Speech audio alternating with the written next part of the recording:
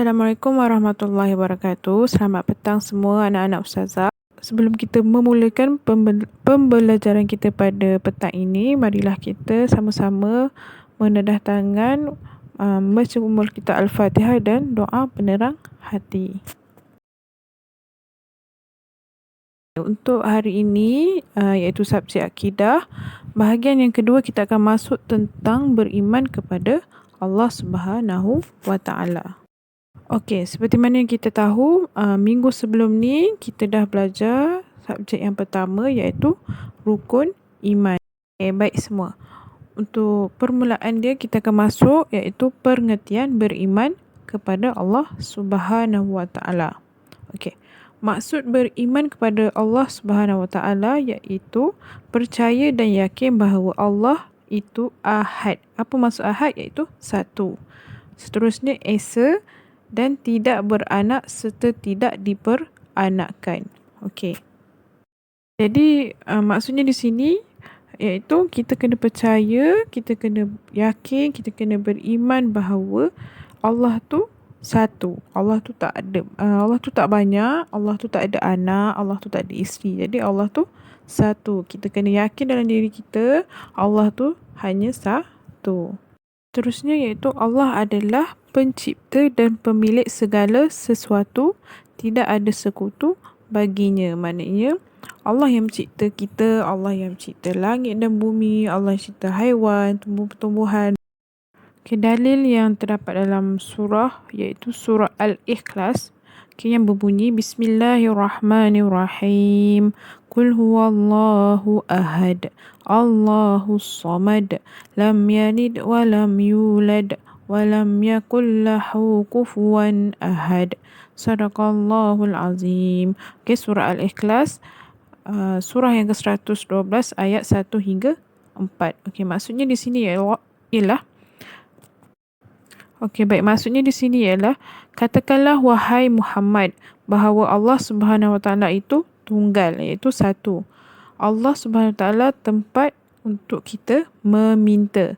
Dia tidak beranak dan dia tidak juga diperanakkan.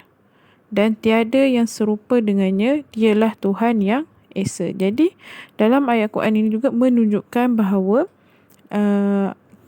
kita kena wajib ataupun beriman dengan Allah Subhanahu Wa Taala.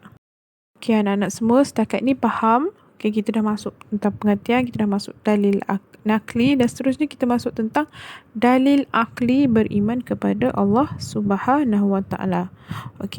Yang pertama, semua makhluk di dunia ini pasti ada yang menciptakannya. Macam Ustazah sebut tadi, di awal-awal tadi, kita ni, siapa yang cipta kita? Allah. Haiwan, siapa yang cipta?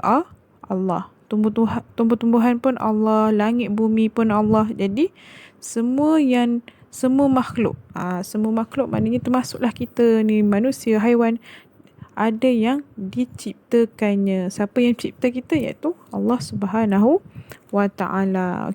Seterusnya nombor 2. Allah Subhanahu Wa Taala menjadikan semua makhluk termasuk manusia, haiwan, bulan, bintang, matahari dan semua makhluk di alam ini. Yang ketiga, Allah Subhanahu Wa Taala Maha berkuasa menjadikan alam. Jadi Allah yang menentukan segalanya. Allah nak jadikan siang dan malam ke, hujan ke, panas, semuanya Allah yang menciptakannya. Allah yang berkuasa. Yang seterusnya, tidak mungkin makhluk menciptakan dirinya sendiri dan tidak mungkin ia dicipta secara kebetulan. Tak ada pun tiba kita dengar, aku contoh, kita borak dengan kawan kita lah. Aku ni lahir-lahir macam ni, tak ada orang yang cipta aku. Tak boleh macam tu. Maknanya kita ni, kita dilahirkan, mak ayah kita dilahirkan, semuanya dicipta oleh Allah Subhanahu Wa Taala. Baik semua. Alhamdulillah, hasil daripada pembelajaran kita pada petang ini, kita dah dapat fahami apa itu pengertian beriman kepada Allah Subhanahu Wa Taala. Okay, kita dah daripada awal-awal tadi pengertian dia, kita kena yakin Allah tu ada, kita kena yakin Allah tu satu. Okay, kita yakin Allah tu maha berkuasa. Okay, kita dah masuk dengan dalil dalil akli, dalil nakli, yang menunjukkan dalam Al-Quran pun dah menunjukkan bahawa, menyatakan bahawa Allah tu wujud, Allah tu satu. Okay, seterusnya, jadi kita sebagai manusia, kita kena yakin Allah tu sentiasa melihat, mendengar apa sahaja yang kita buat, apa sahaja yang kita lakukan, percakapan kita dalam hati ke, semuanya Allah tahu. Okay.